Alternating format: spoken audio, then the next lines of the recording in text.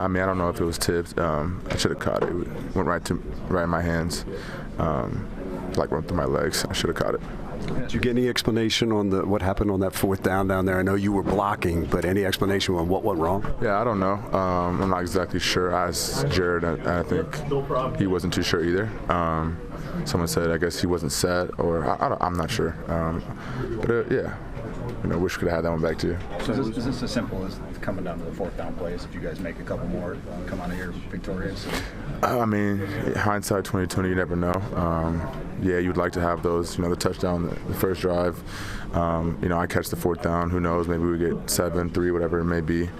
I feel like there's a lot of plays that we wish we could have had back on offense, but I mean, I feel like this is we can watch the tape and learn from it. This is a game that you wish you would have won, but at the end of the day, I feel like this is a game that we can learn a lot from. Obviously, emotions high after the game. Saw a situation with BB. Just your thoughts on that, man. Just him holding his composure and just going forward from that situation. Yeah, I don't know what happened. I didn't see anything. I just saw a big scrum. So, yeah, I mean, you'd like to not fight anyone after games. You'd like to try to win in between the lines, in between, the 60 minutes of when the game's happening. So I'm not sure what happened. I just saw a big scrum. You guys haven't lost 2 in a row in 3 years. How do you want to see your guys bounce back from this? Yeah, I think that's mandatory for us. I think it's a good team in Tampa. I think one of the best teams in the league right now. NFC opponent is going to be a big game for us. So we got to, watch the tape, clean everything up, and be ready to put a good week of work together.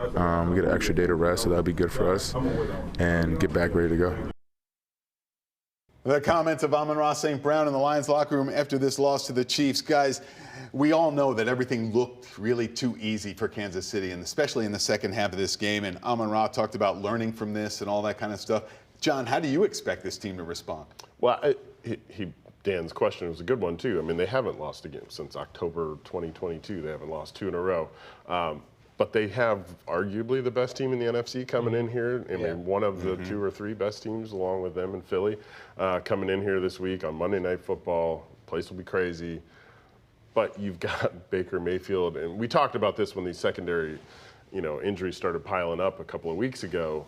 This is not the kind of team you want to face when you're have 4 or 5 of your top 6 defensive backs out, and that's going to be especially if Brian Branch is now out right too. Now that's the other thing. I mean, you've now got to go start searching for guys, I guess. I mean, this week you're going to see a lot of guys coming in and out of Allen Park this week, right, Will? Yeah, well, and we saw Thomas Harper make a great play in the first half when Kirby Joseph and that's the other thing we haven't even talked about. Kirby Joseph has been doing that almost weekly now, coming off the field, trying to get back on. That knee's a problem, and it looked like a problem. Yeah, I don't know what they gave him in that he limped off the field like he was done for the game and came back out there and laid a He did that against the Browns. It was the Browns game. He did the same sort of thing where you thought, man, he's not coming back in this game, and he did, and he, of course, makes a big play. Do you think they may have to start treating him like almost Taylor Decker? Well, I think they kind of already are. I mean, he's been missed a lot of practice time in the last month here, too. But, yeah, the bye week is right there calling, but they got to get through Tampa first. There's a lot of good pass catchers in that Bucs offense too. I mean, Emeka Egbuka is looking more and more like a superstar, and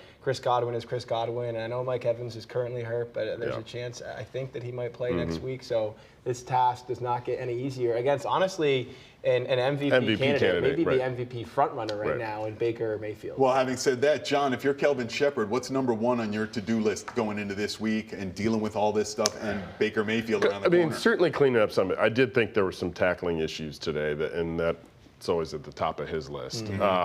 So there, you can't if you're playing shorthanded already, you can't be missing those tackles that they missed. But I mean it's going to be similar to this week. You've got to contain Baker Mayfield because he can get out and extend plays and cause problems with his feet.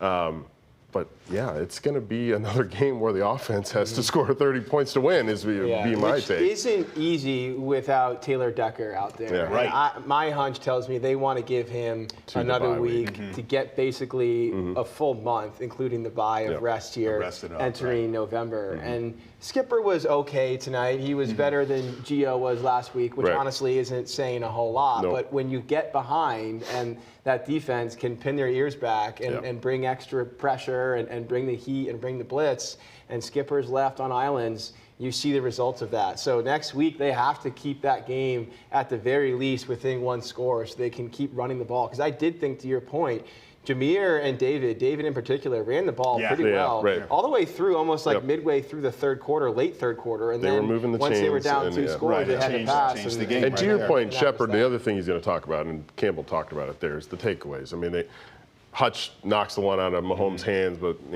they don't fall on it. They had the one on that punt return that almost was a fumble, but they just didn't get those takeaways. And this defense, and we saw it last year down the stretch, that's how that defense survived with all those guys injured, was they were forcing takeaways. All right, well, we're going to keep talking about defense, but we're going to take a quick break. On the other side, we'll go back into the Lions locker room where linebacker Jack Campbell is standing by. We'll have that for you on Sports Work Sunday night.